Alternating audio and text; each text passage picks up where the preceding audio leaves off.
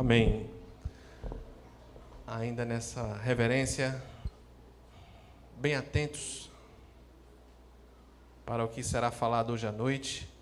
Lemos a palavra de Deus. Lembremos que foi o Senhor que falou. Tudo que é falado aqui, tudo que é cantado, nós podemos refletir que é o Senhor que está falando. E agora, nesse momento, teremos também a oportunidade de estar ouvindo o que o Senhor quer colocar aos nossos corações. Talvez a mensagem não possa ser compreendida. Às vezes ela não é compreendida. Ore a Deus. Peça que Ele lhe dê discernimento, que Ele possa abrir os seus ouvidos para você ter um entendimento do que será falado hoje à noite. Tanto para a exortação, tanto para corrigir, tanto para edificar. Nós precisamos nos alimentar e pedir para o Senhor nos dar o entendimento para que nós venhamos a sair daqui diferentes, para que nós venhamos sair daqui alimentados. Que Deus assim possa estar abençoando o reverendo Gilberto, que estará com a oportunidade de estar ministrando a palavra do Senhor.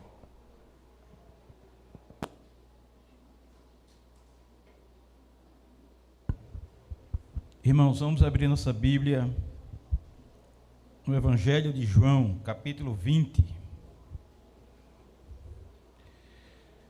Evangelho de João, capítulo 20.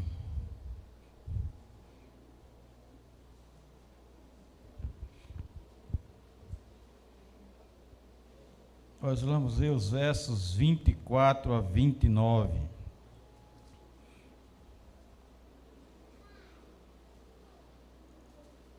Evangelho de João, capítulo 20, do 24 ao 29.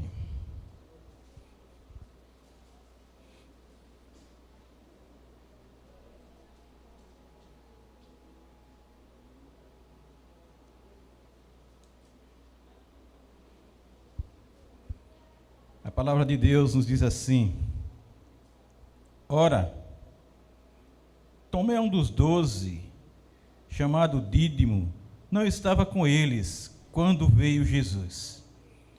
Disseram-lhe então os outros discípulos: Vimos o Senhor. Mas ele respondeu: Se eu não vi nas suas mãos o sinal dos cravos, e ali não puser o dedo, e não puser a mão no seu lado, de modo nenhum acreditarei. Passado 8 dias, estavam outra vez ali reunidos os seus discípulos, e Tomé com eles. Então, estando as portas trancadas, veio Jesus, pôs-se no meio e disse-lhe: Paz seja convosco. E logo disse a Tomé: Põe aqui o dedo e vê as minhas mãos. Chega também a mão e põe no meu lado. Não sejas incrédulo, mas crente. Respondeu-lhe Tomé: Senhor meu e Deus meu. Disse-lhe Jesus: Porque me viste e creste? Bem-aventurados os que não viram e creram. Oremos, irmãos. Senhor Deus, nós te louvamos por tua palavra, pelo poder da tua palavra. Ó Deus, com o teu Santo Espírito, faz com que entendamos, ó Deus, a vida daquele que verdadeiramente crê, o viver do crente, o viver do cristão, o que nós devemos crer, aquilo que nós devemos seguir, por onde caminhar. Senhor Deus, fala ao nosso coração nesta noite e edifica a tua igreja, o teu povo, para a honra e glória do teu nome, Senhor. Nós te agradecemos em nome de Jesus. Amém e amém. Irmãos, os princípios da reforma vêm nos mostrar como devemos viver como crentes, como cristãos, como aqueles que creem em Deus, creem verdadeiramente que Deus é o nosso Criador e Ele enviou seu Filho para nos salvar. E depois o Espírito de Deus para nos chamar para o caminho verdadeiro que é Cristo Jesus. E nós precisamos ser crentes. Crentes, porque ser incrédulo é não acreditar, é não crer que Cristo ressuscitou, que Ele está vivo e veio para nos salvar. Tomé não era qualquer um. Tomé era um dos 12. Seguiu Jesus, ouviu o evangelho da boca do próprio Filho de Deus, viu todos os milagres que o Senhor realizou, as grandes obras, as grandes coisas. Mas Tomé não creu que os outros discípulos tinham visto o Senhor e teve de tocar em Jesus para tão somente crer. Não sejais incrédulos, disse Jesus a Tomé, mas crente.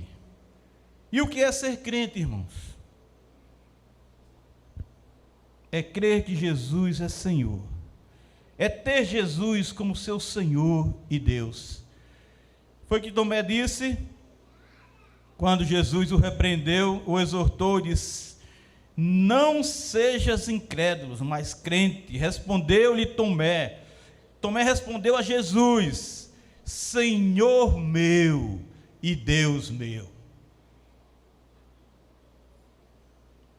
Ali Tomé expressa sua fé, que agora crê, que agora sabe que Jesus é o seu Senhor, que agora sabe que Jesus é o seu Deus. Tomé era apóstolo, mas era incrédulo, e sua incredulidade foi destruída exatamente ali, quando tocou em Jesus. Não interessa se você é apóstolo, bispo, pastor, evangelista, missionário, membro ou congregado de alguma igreja. Não sejas incrédulo, mas crente. Seja crente. E como crente? E se eu sou crente agora, como é que eu vou viver? Como é que eu vou seguir? O que é que eu vou seguir? Como crente agora, qual é a minha vida? O crente no Senhor Jesus, o cristão, ele sabe que somente a Bíblia é a palavra de Deus, e somente nas Escrituras Sagradas encontra todas as respostas para todas as questões de fé e de prática de vida, da caminhada cristã. Por isso, o primeiro princípio da reforma é só as Escrituras. Nós não temos que crer em nada que venha querer substituir a palavra de Deus. Lá em 2 Timóteo, capítulo 3, versículos 16 e 17, o apóstolo Paulo diz assim: toda a Escritura é inspirada por Deus e útil para o ensino, para a repreensão, para a correção, para a educação na justiça, a fim de que o homem de Deus, o crente, o cristão, seja perfeito e perfeitamente habilitado para toda boa obra. A habilitação que nós temos para trabalhar para o reino de Deus está nas Escrituras Sagradas. Tudo que nós precisamos de resposta para a nossa vida, para a nossa caminhada, para o viver nesse mundo. Esse é o manual de vida. É a Escritura Sagrada, somente as Escrituras. É esse livro que nós devemos ler todo dia. É esse livro que nós devemos procurar as respostas para as muitas questões desse mundo, todo dia. Somente as Escrituras Sagradas vão nos mostrar verdadeiramente a revelação de Deus para o mundo, a revelação de Deus para a nossa vida. Nós não temos que ir atrás de profeta tal ou profeta qual para ele revelar o que é que vai ser a minha vida. Nós não temos que procurar por adivinhadores. A palavra de Deus, as Escrituras Sagradas, a Bíblia revela tudo que o Senhor quis para nós. Tudo que o Senhor quis se revelar para nós. No versículo 15 desse texto, Paulo escreve que às vezes as sagradas letras podem tornar o homem sábio para a salvação. É na Bíblia que você se torna sábio para a salvação. Paulo expande essa ideia ainda e afirma que não somente os escritos sagrados são de inestimável valor, mas também é toda a Escritura. Esta literatura sagrada é definitivamente inspirada por Deus, porque as pessoas dizem que não, mas foi escrito por homens, inspirados por Deus. Homens, sim, que foram inspirados por Deus, e capaz de levar uma pessoa a ser inteiramente apta para toda boa obra. Então, irmãos, toda a Escritura Sagrada beneficiará não só a Timóteo, para quem Paulo escreveu aqui, mas também fará o mesmo a todo homem de Deus e toda mulher de Deus, todo crente, todo cristão. Toda a Escritura, tudo o que é o testamento do Espírito Santo na igreja, é reconhecido pelo crente, reconhecido pelo cristão, pelo povo de Deus como canônico, como autoridade, como vindo verdadeiramente de Deus, como sendo de Deus, como sendo a palavra de Deus. E tem muita gente que diz que este livro fechado é simplesmente um livro, mas ele aberto é a palavra de Deus. A Bíblia é a palavra de Deus, é Deus falando, como disse o presbítero Davidson aqui. É Deus falando para o nosso coração, é Deus nos instruindo, é Deus nos exortando, Deus nos consolando, Deus nos guiando pelo caminho eterno. Então, irmãos, a vida do crente, aquele que é cristão, aquele que segue a Cristo Jesus, tem prazer em ler as Escrituras, meditar nas Escrituras, ouvir as Escrituras, está nos cultos de doutrina, está no culto está na escola dominical. O crente tem prazer, tem necessidade, tem amor por essa palavra e vive por ela e quer ela.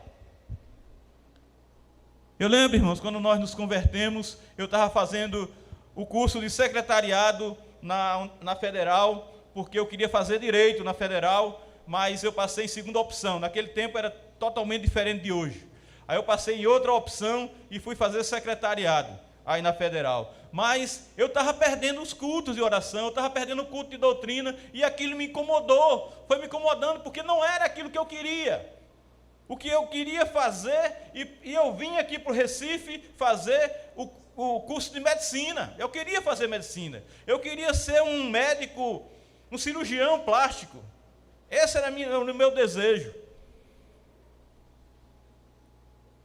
E eu falei com o meu pastor, ele disse, eu sei o que é isso, porque eu também estava fazendo biologia na Católica, e meu pai, professor de biologia na Católica, e eu tive que brigar com meu pai para sair da universidade e ir para o seminário. E 3 anos depois eu estava no seminário também, para aprender mais da palavra de Deus, para querer saber mais de Deus. E Deus se revela em sua palavra. E essa é a palavra verdadeira, só as Escrituras, diz os princípios da reforma. E nós devemos seguir essa palavra. Mas, irmãos, também o crente no Senhor Jesus, o cristão, tem a convicção de que a graça de Deus é um presente que ele não merece. Ele é salvo somente pelo favor de Deus, que o regenera e produz a fé em seu coração, para que ele realmente seja salvo. E o segundo princípio é só a graça. É pela graça de Deus. Não é porque eu sou bonzinho, não é porque eu faço isso ou aquilo, não é porque eu dou esmola, não é porque eu sou melhor do que os outros, que não sou. Paulo disse, eu sou o principal dos pecadores, menor dos apóstolos, menor dos santos. É pela graça de Deus. Somente a graça de Deus nos atinge para que nós tenhamos o prazer, a alegria, o privilégio de ser cristão, de ser crente, de crer no Senhor Jesus. E isso não é porque eu quis, isso não é porque eu vim à frente, eu levantei a mão e vim para frente. Isso não é porque eu disse agora a partir de hoje eu vou ser crente, não, é porque a graça de Deus nos atinge primeiro, quando a graça de Deus nos atinge, mesmo que você não queira, você vai ser crente, você vai ser cristão, você é trazido, você é levado, porque a graça, o Espírito Santo do Senhor nos leva para os pés de Cristo Jesus. Lá em Efésios 2, os versículos 8 e 9 diz: porque pela graça sois salvos mediante a fé. Isso não vem de vós, não foi você, é dom de Deus, é um dom de Deus, não de obras, não pelo que você fez, mas não de obras para que ninguém se glorie. Eu estou aqui pelos meus méritos, eu estou aqui porque eu sou bom, eu estou aqui porque eu sou sábio, eu estou aqui porque eu tenho cultura, eu estou aqui porque você não é nada, nós não somos nada. O máximo que nós somos diante da presença de Deus é trapo de imundícia. Nós não merecemos nada, irmãos, mas a graça de Deus nos atinge.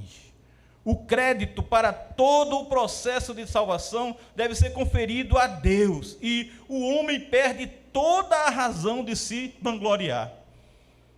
Você não tem motivo para se vangloriar. As obras são rejeitadas como fundamento da salvação. Deus rejeita toda obra pela qual se baseia a esperança de salvação. Eu fiz isso, eu fiz aquilo, eu faço aquilo outro, por isso que eu mereço ser salvo. Não merece, não. Deus te salva para que você faça as boas obras. Deus te salva e Ele é quem te dá as boas obras. Ele é que te mostra as boas obras que você deve fazer. Mas você não vai fazer obra nenhuma para ser salvo. Tudo que você faz não tem nada a ver. Não pesa em nada para a sua salvação, porque a sua salvação é pela graça de Deus. É pelo querer, a vontade de Deus. É Deus que quer. Por isso as obras são rejeitadas como fundamentos. Deus rejeita toda obra pela qual se baseia a esperança de salvação. Chega final de ano, você vê aí carros e mais carros rodando pela cidade, cheia de cesta básica, cheia de brinquedo, cheia disso, cheia daquilo, para distribuir com todo mundo por aí, principalmente os locais mais carentes, mais pobres. Esta obra é rejeitada, porque esta obra é para ganhar a salvação. E a salvação nós ganhamos pela graça de Deus. Depois que nós ganhamos a salvação, Deus vai nos mostrar quais são as obras, as boas obras que nós temos a fazer. Lá em Romanos 11, os versículos 5 e 6 está escrito: assim, pois, também agora, no tempo de hoje, sobrevive um remanescente, segundo a eleição da graça. E se é pela graça, já não é pelas obras. Pelo contrário, a graça já não é graça. Se for pelas obras, não tem graça. Porque a graça é o favor de Deus. Tito também, capítulo 3, do 5º e o 7º versículo diz: não por obras de justiça praticada por nós, mas segundo sua misericórdia, Ele nos salvou mediante o lavar regenerador e renovador do Espírito Santo, que Ele derramou sobre nós ricamente, por meio de Jesus Cristo, nosso Salvador, a fim de que, justificados por graça, nós nos tornemos seus herdeiros, segundo a esperança da vida eterna. É o favor de Deus em sua vida. É o favor de Deus na nossa vida. É isso que é maravilhoso. Porque isso é pensar que você foi atingido pela graça de Deus. O favor de Deus veio para a sua vida. Deus olhou para você. Deus lhe escolheu. Deus lhe viu. E a graça de Deus veio para que você agora, em gratidão a tudo isso, sirva. Sirva com amor. Sirva com interesse. Sirva com fidelidade. Sirva com honestidade. É essa graça, esse favor que nos cobra de nós, que cobra de nós esta vida para Deus, esse viver para a glória de Deus. Mas também, irmãos, o cristão fiel, o cristão genuíno, o cristão piedoso, tem o entendimento de que fé é acreditar e confiar plenamente em Deus. O homem só é salvo pela fé em Jesus, não por suas obras ou por fazer coisas boas, mas a fé que o próprio Senhor implanta em nós. Somente a fé, só a fé. Romanos 1:17 diz: visto que a justiça de Deus se revela no Evangelho, de fé em fé, como está escrito, o justo viverá pela fé. Irmãos, essa justiça é gratuitamente outorgada por Deus e imputada ao pecador que, pelo poder do Espírito Santo, a aceita. Ele não aceita por si só, mas pelo poder do Santo Espírito do Senhor, e se apropria de Cristo e de todos os seus benefícios, tão somente por meio da fé. É a fé que realiza isso. É pela fé que isso é realizado, porque por nós mesmos jamais nós chegaríamos a isso. Filipenses 3:8 e 9 diz assim: sim, deveras, considero tudo como perda, por causa da sublimidade do conhecimento de Cristo Jesus, meu Senhor, por amor do qual perdi todas as coisas, e as considero como refúgio, para ganhar a Cristo e ser achado nele, não tendo justiça própria, que procede de lei, senão a que é mediante a fé em Cristo, a justiça que procede de Deus, baseada na fé. Justificados, pois, mediante a fé, temos paz com Deus, diz Paulo também em Romanos. Justificados pela fé. A justiça de Deus vem sobre nós, porque nós cremos. E esta crença não é porque nós cremos, não é porque nós acreditamos, mas é porque a graça de Deus traz a fé. O Espírito Santo de Deus implanta esta fé em nós. E assim nós somos justificados. Assim a justiça de Deus vem sobre nós. É a justiça que vem de Deus, o seu autor, e que imputa ao pecador este estado de retidão, o qual o aceita pela fé. Nós temos que crer nisso, irmãos. E nós não temos como crer. Somente a fé de Deus em nós faz com que acreditemos esta ação graciosa, misericordiosa, compassiva de Deus na nossa vida, que não merecemos.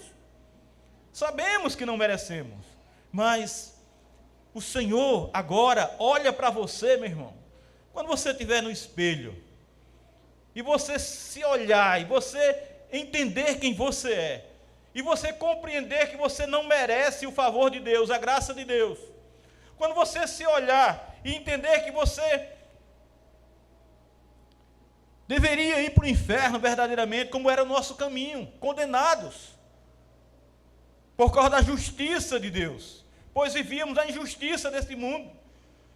Então entenda que o privilégio que você tem hoje de ser crente, de ser cristão, de viver para a glória de Deus, é tão somente porque a graça de Deus veio sobre você, porque a fé foi implantada em sua vida, e agora você crê, e você não crê porque você quer, você crê porque o Senhor quer que você creia, você quer porque foi uma ação de Deus na sua vida, na nossa vida, para que nós hoje tenhamos essa convicção, essa certeza de que em Cristo Jesus nós temos salvação, nós só vamos para o céu, nós só vamos morar, nós só vamos para o lugar que Ele preparou para nós, como Ele diz, para que onde Ele estivesse, nós também estivesse, porque Ele quis, por sua graça, pelo seu amor para conosco. Ele nos amou de tal maneira, Deus nos amou de tal maneira, e deu o seu Filho, para que todo aquele que nele crê não pereça, mas tenha a vida eterna. E nós temos a vida eterna por quê? Porque cremos nele. Porque ele implantou esta fé em nós para nós crer nele. Porque nós somos uns escolhidos. O crente no Senhor Jesus, o cristão verdadeiro, ele sabe, ele tem a convicção. Agora, no seu coração, foi mudado, seu coração foi mudado completamente, e ele crê agora que só Cristo Jesus pode fazer a ligação entre a sua vida pecadora e o Deus que é santo, santo, santo. Foi Jesus que pagou o preço dos nossos pecados na cruz do Calvário. Foi Jesus e mais ninguém. É isso que nós temos que entender. E dizer agora, assim como nós dizemos, só as Escrituras, só a graça, só a fé, agora nós também dizemos, só Jesus Cristo. Ninguém mais. Lá em João 14,6 está escrito, respondeu-lhe Jesus, eu sou o caminho, e a verdade e a vida, ninguém vem ao Pai senão por mim. Ninguém, só Jesus. Ninguém vem ao Pai senão por mim. Jesus aqui, irmãos, não mostra simplesmente o caminho. Ele mesmo é o caminho. Jesus não manda você seguir por esse caminho ou por aquele caminho. Você tem que seguir é por Ele, porque Ele é o caminho. Ele é a verdade que Ele ensina. É verdade que Ele ensina o caminho. Nos guia no caminho e nos consagrou um novo e vivo caminho. Mas tudo isso só é possível porque Ele pessoalmente. Somente Jesus é o caminho. Ele te guia pelo caminho que é Ele. Ele te mostra o verdadeiro caminho que é Ele. Ele te mostra o caminho que vai dar no Pai. Ele formou esse caminho, Ele é o caminho. Sem Ele não existe o caminho. Por isso que não existe outro. Não tem outro por quem tenhamos salvação. Não há outro nome, só Ele. Cristo é o verdadeiro caminho.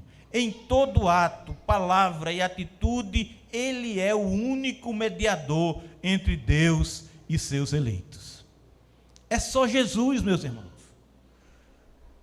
Não tem outro nome, não tem outra pessoa, não tem ninguém em quem possamos confiar.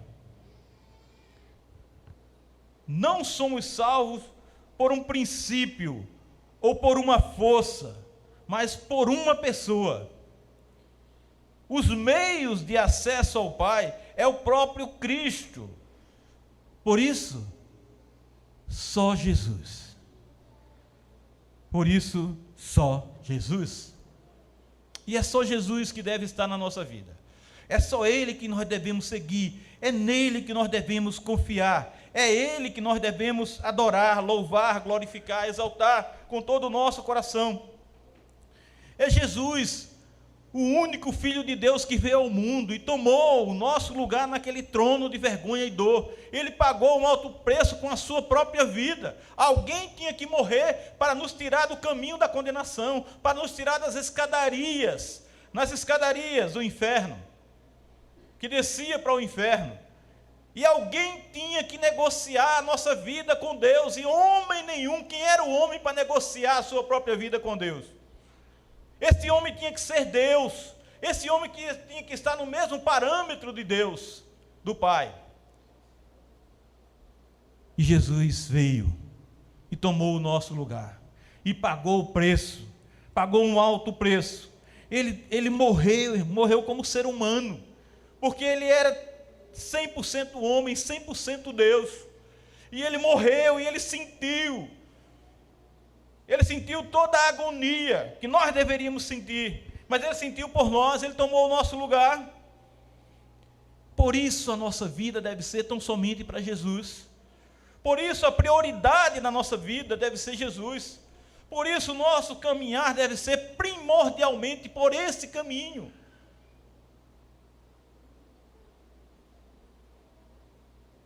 Irmãos, o verdadeiro e sincero cristão tem o entendimento de que o propósito do homem é glorificar a Deus com sua vida, com seu testemunho, com seu caminhar.